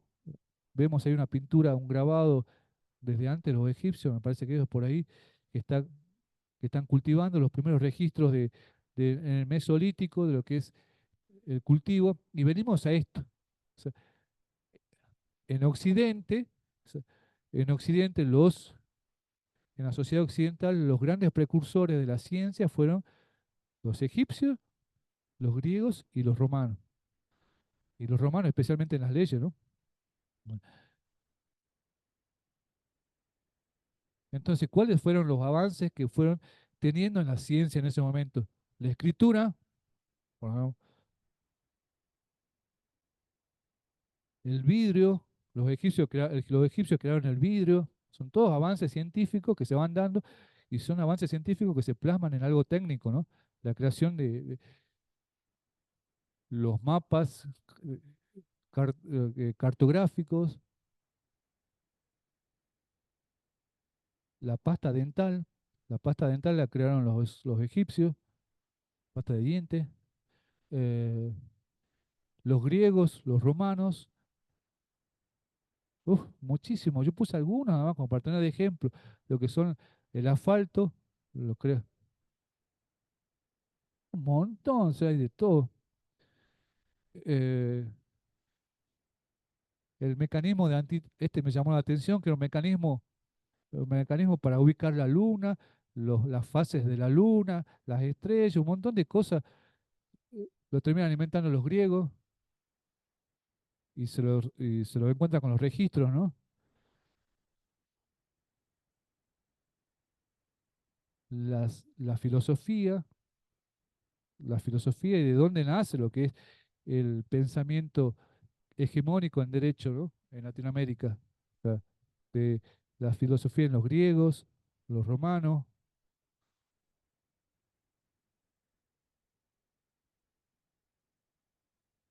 entendiendo que en ese momento que sea la filosofía no eran solamente la filosofía o la filosofía como la entendemos nosotros hoy en día, ¿no?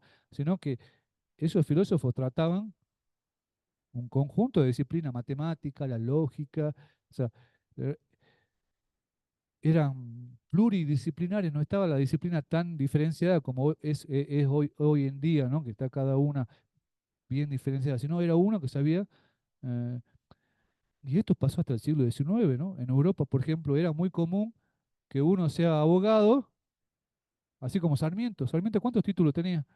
Tenía como 5 títulos, Sarmiento. Era muy común, maestro, o sea, era muy común en Europa, por ejemplo, siglo XIX, que uno sea abogado, sea economista, sea etnógrafo, sea historiador. Había disciplinas sobre las cuales se ganaba el pan de cada día y había otra que la hacía más o menos como, como, ¿cómo se dice? Cuando uno tiene algo que le gusta, como un hobby. Y en general, las ciencias sociales, la antropología, por lo menos en su momento, nace como un hobby. Muchos juristas en el siglo XIX en Europa, o sea, desarrollaban la abogacía y lo exótico, lo extraño, era como algo de estatus. Entonces, era siempre el estatus en esto, o sea, la investigación es como que tiene también cierto estatus, más cuando uno ya alcanza cierta posición en la sociedad, cuando uno llega a ser un abogado reconocido, un juez, la docencia y la investigación es como que la frutilla del postre, ¿no? O sea, como la frutilla del postre. Cuando comenzamos es algo que quizás no lo queremos hacer, ¿por qué? Porque buscamos el dinero, que buscamos el ingreso. Pero después cuando ya estamos asentados, queremos el reconocimiento de los pares. Y ese reconocimiento de los pares, ¿cómo se da? Cuando nos leen, cuando leen nuestros libros, cuando saben que tenemos investigaciones o ¿entiendes o no? O sea, es raro, ¿no? Es raro, pero bueno, así son las... ¿Cuál? Mm, Nada.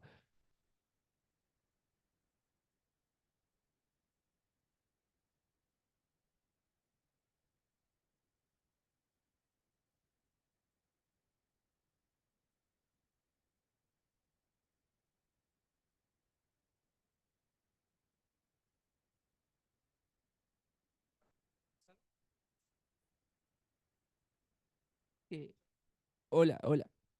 ¿Está prendido? Bueno, decía que Taylor, el padre de la antropología, tenía problemas pulmonares. Él vivía muy cerca de las fábricas. Entonces el médico no sabía qué hacer. Le dijo, y bueno, andate a un lugar sin tanto humo. Y se vino para México.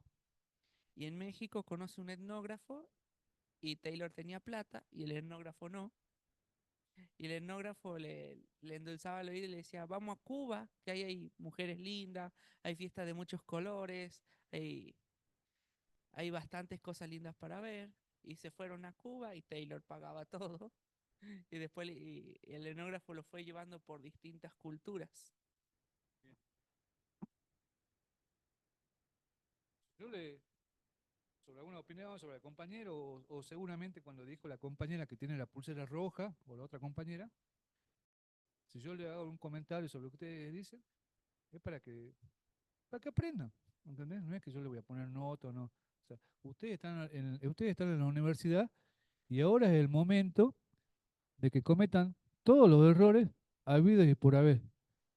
Es mejor, porque los docentes se los marcan porque los docentes son abogados, son profesionales, tienen experiencia, y le van marcando estos errores, entre comillas, errores, para que ustedes los vayan tomando. ¿Entiendes? Le di el ejemplo de la pulsera, como para que se den cuenta cómo se puede interpelar distintas formas de pensar en la sociedad, en lo cual no quiere decir que una sea la correcta o no. En este caso, por ejemplo, o sea, vemos algunas cuestiones relacionadas con lo que es la subjetividad. O sea, ¿qué es lo lindo? ¿Qué es una mujer linda? Para que para que vayamos pensando y reflexionando como científicos, ¿no? Nos preguntamos y problematizamos todo. ¿Una cubana es linda? O sea, es para que reflexionemos, ¿no? O sea, ¿una cubana es linda o una cubana es linda para el compañero? O sea, para mí, que le doy un ejemplo, ¿no? Para mí, qué sé yo, me atrae, qué sé yo, supongamos rubia, me atraen rubia, o colorada, le doy ejemplo, ¿no? Como para que se den cuenta, ¿no? Sí, sí. Pero, por ejemplo, en los Andes, en los Andes, en el altiplano, en general, la belleza de la mujer está dada por una mujer de una contextura más robusta. O sea, si han viajado a Bolivia o, o a Perú, ustedes van a ver que la belleza o el ideal de la belleza de la mujer está dada por estas cuestiones. O sea, es más, y se los digo por lo que leí, es el hombre, el andino, la comunidad es como que ve a la mujer delgada y piensa que tienen problemas, enfermedades o algo. Una mujer robusta es una mujer que, miren lo que es el pensamiento, ¿no? O sea, no solamente ven la sexualidad, sino es una mujer que va a ayudar de mejor manera en las actividades de la comunidad. Y la actividad de la comunidad en la zona andina de la mujer no está en la cocina necesariamente. Yo he visto cuando fui, una cosa que me llamó la atención en Bolivia, veía a las mujeres haciendo albañilería, veía a las mujeres en La Paz, por ejemplo, o sea, levantando los bloques llevaban las cholas. Ustedes han visto las cholas llevando los bloques y haciendo en plena calle, ¿no? Entonces ustedes ven cómo se concibe la belleza. O sea, estas son percepciones subjetivas que tenemos nosotros como esto del conocimiento, de este conocimiento. ¿Qué es para uno y qué es para otro? ¿Entiendes? O sea, ¿qué es la belleza para uno y qué es entonces tenemos que ir aprendiendo a manejar a manejar nuestro discurso, ¿no? Nuestros discursos y a hilar lo que es la teoría con la forma de pensar que tenemos. Entonces ustedes tienen que ir aprendiendo a que cuando hablen, o sea, traten de no pensar, detenerse 2 segundos y pensar si no estamos disparando algo subjetivo o algo sobre lo que no conocemos.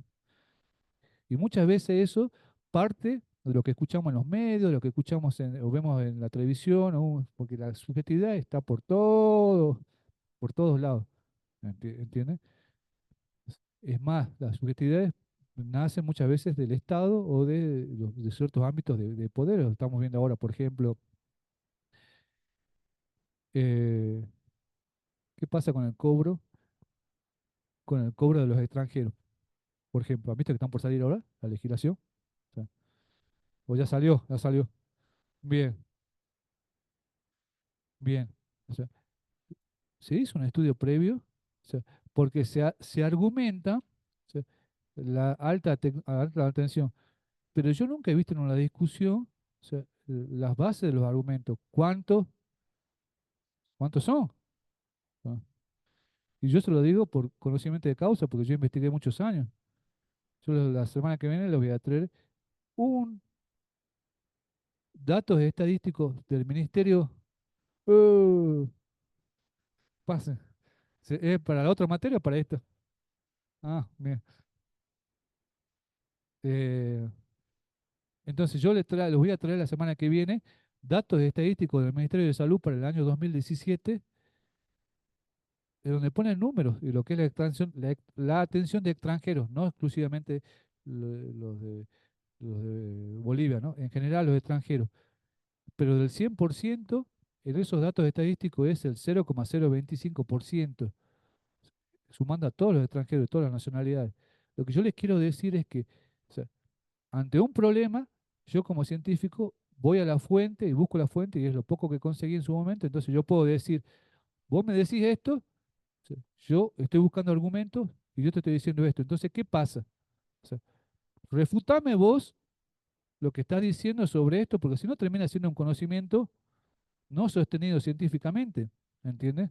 Capaz que es así, yo no digo que no, pero nosotros tenemos que sostener lo que decimos con argumentos. Esos argumentos pueden ser datos estadísticos avalados por alguna persona que tenga el conocimiento o fuentes realizadas por nosotros sobre trabajo de campo, ¿entiendes? O sea, no quiere decir que sea verdad o no sea verdad. Lo que estoy diciendo es que para una discusión tenemos que ir a la fuente y basarla, porque si no, eh, eh, entonces, lo que dice el compañero en parte es verdad. O sea, es verdad, lo dice, yo también lo escuché una vez, pero ustedes piensen, o sea, que nada es por casualidad en la ciencia. Bueno, sí, o sea, digamos, en la investigación y en la reflexión, de una reflexión de un científico, o sea, nada es por casualidad, especialmente en las ciencias sociales, ¿no? Porque nosotros analizamos una sociedad que está llena de conflictos, en donde hay intereses. ¿Cómo se crean las ciencias sociales? En el siglo XIX se crean las ciencias sociales como son creadas por los países colonizadores, los europeos. Necesitaban dominar las colonias y crean las ciencias sociales, la antropología, la etnología, la etnografía, para conocer a esos países colonizadores, cómo vivían, por qué se rebelaban, por qué no querían aprender la religión católica, por qué no querían aprender a vestirse. Entonces, los estudian para comprenderlos psicológicamente, para dominarlos de mejor forma. O sea, y no tener que gastar no tener que gastar en armas, en soldados, en barcos que tenían que ir y volver porque creaban un fuerte y a los 2 meses se les rebelaban, y tenían que volver, era todo un gasto. Entonces lo que dijeron es, mejor pensemos cómo piensan y a partir de eso los convencemos. O sea, ideológicamente los comenzaron a estudiar. Entonces lo que le quiero decir es que se crean las ciencias por intereses de ciertos sectores donde hay conflicto y las ciencias se crean para beneficiar en ese momento a los más poderosos, ¿entienden? Entonces, o sea, tenemos que pensar cómo se maneja la sociedad, las sociedades, cómo se manejaron y cómo se manejan hoy en día la sociedad. Hoy en día las sociedades tienen características diferentes porque están los medios de comunicación, están las grandes corporaciones, o sea, ¿y quiénes manejan las redes sociales? No la maneja el papá de la chiquita esta que vive en el Molulo. O sea, la manejan grandes corporaciones que tienen mucho dinero, que muchas veces no están acá en Argentina. Entonces, lo que le quiero decir, hoy en día, la lucha de intereses y los conflictos siguen continuando, han tomado otras características y nosotros, como científicos profesionales, estamos insertos en ese lugar, ¿entiendes? O sea, estamos insertos en ese lugar y nos manejamos.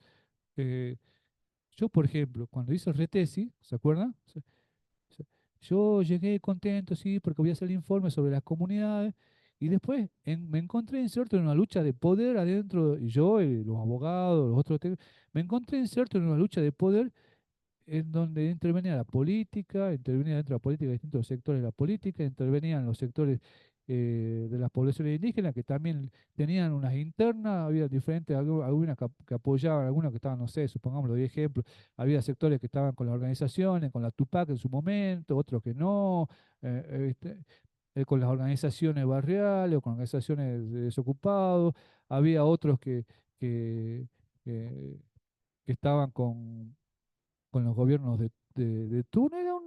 Era un lío en donde la opinión que yo generaba como profesional estaba mediada de una u otra forma por eso. Y si yo no le daba las respuestas que ellos buscaban, me decían, bueno, un gusto, te pagamos lo que te debemos. O sea, básicamente decir que era comunidad o no. Si yo decía que no era una comunidad, ¿sí? Me caían lo de la comunidad, me caían, y me decían, no, Fernando, no podemos trabajar con alguien que diga que no, porque nosotros estamos apoyándonos en la legislación que es esta del RTS, que está diciendo que las comunidades tienen que revalorizar su territorio y van a luchar por eso. Entonces vos me venís ahora y me decís que no son. Yo necesito profesionales que me digan que sí son, no que no son. Entonces el profesional se sentía, eh, se sentía en el medio de esto, ¿no? En estas luchas de poder que terminaban incidiendo sobre mis decisiones. Yo en ese momento que tenía que trabajar, no lo pensaba muchas veces. Entonces, es un ejemplo. O sea, se- en otro ejemplo, con lo que acaba de es más, miren lo que me acuerdo. Este, En este RTC, cuando trabajamos con los abogados, ¿sí? Nosotros teníamos que hacer un informe, los socios humanísticos hacían un informe si era una comunidad. Y la estructura del informe ya llegaba de Buenos Aires. La estructura, el 70% de la estructura ya llegaba de Buenos Aires. Que en Buenos Aires había un equipo trabajando que eran sociólogos, antropólogos, y que habían hecho ese informe y lo derivaban para el RTC de Jujuy, que en ese tiempo era la Secretaría de Desarrollo de la Provincia de Derechos Humanos. O sea, por supuesto que nosotros podíamos modificar eso, pero teníamos como 10 comunidades que hacer al mes.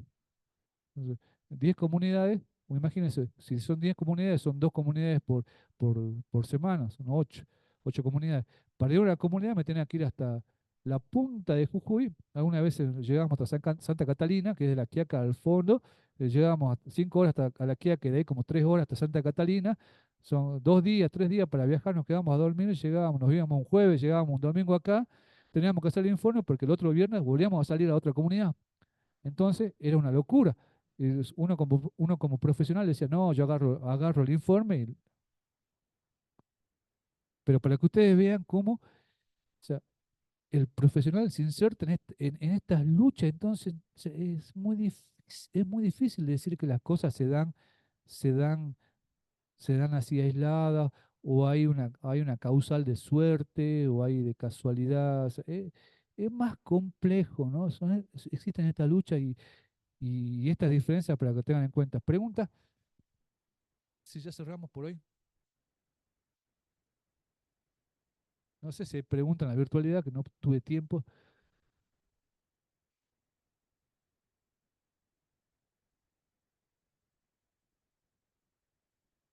Oh, acá los de la virtualidad son preguntones, ¿no? Tienen un montón de preguntas.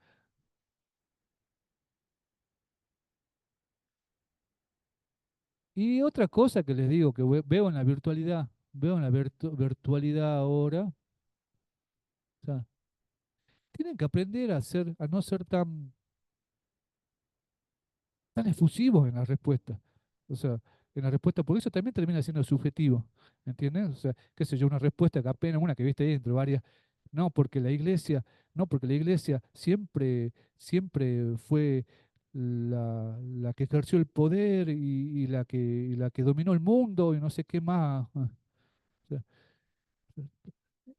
pero nosotros vamos a estar insertos trabajando en una sociedad en donde posiblemente tengamos otros profesionales que son religiosos y más, capaz que trabajemos en comunidades o en algún lugar en donde la comunidad sea fuertemente religiosa y nosotros no podemos ser tan determinantes en nuestras posturas porque estamos trabajando con gente que tiene esas posturas, ¿entiendes? Porque si ustedes van a trabajar en una comunidad en donde el problema de salud y hay médicos en ese lugar y ustedes me llegan y me dicen, no, porque acá, ¿quién valora la salud de acá? Yo soy el que vengo acá y yo estoy diciendo que el médico es el que está en el hospital y no ustedes. Entonces me echan, me agarran así, me sacan de la comunidad y me echan.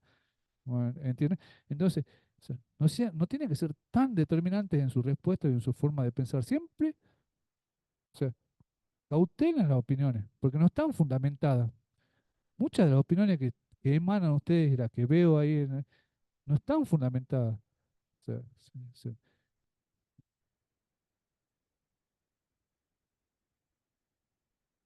bueno, el investigador aprende a manejar la subjetividad a lo largo del tiempo. Yo, no es que yo sea una persona que ya no soy subjetivo, no. O sea, yo también, lo que pasa es que uno con el tiempo va manejando, va aprendiendo a manejar, y lo primero que va haciendo se va preguntando todo antes de. O sea, uno aprende a escuchar y a analizar, ¿no? Por supuesto que no conoce todos los temas. No es que yo conozca todos los temas, pero si viene una persona que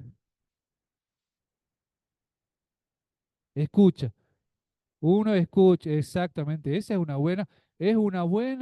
buen paso, un buen paso. El investigador escucha, el investigador analiza, el investigador se toma las pausas para ver cómo actúa la persona.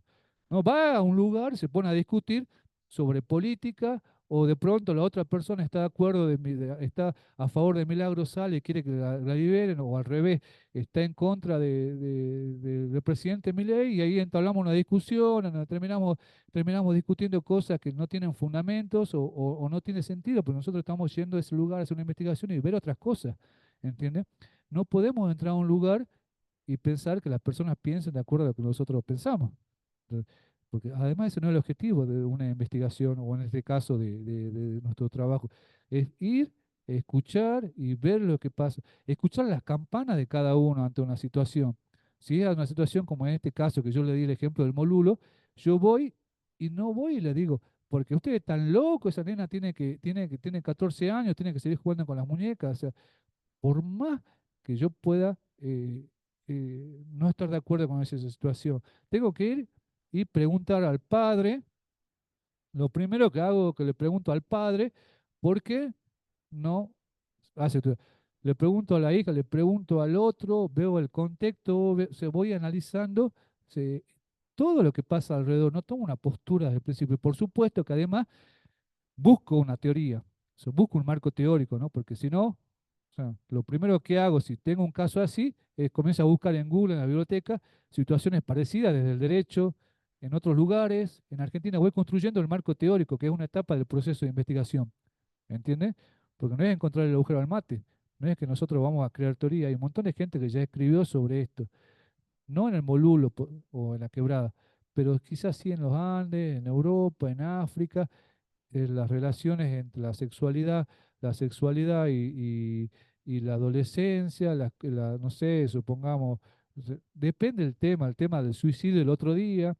El tema del suicidio también puede ser trabajado en muchísimas partes de la ciencia social. Entonces yo voy investigando por qué se produce el suicidio, qué lleva, son las condiciones socioeconómicas, es la violencia, está relacionada con otras cuestiones, y voy buscando información. Entonces cuando llego a ese lugar y hablo con la gente, tampoco es que en general llego sin tener conocimiento sobre el tema. ¿Eh?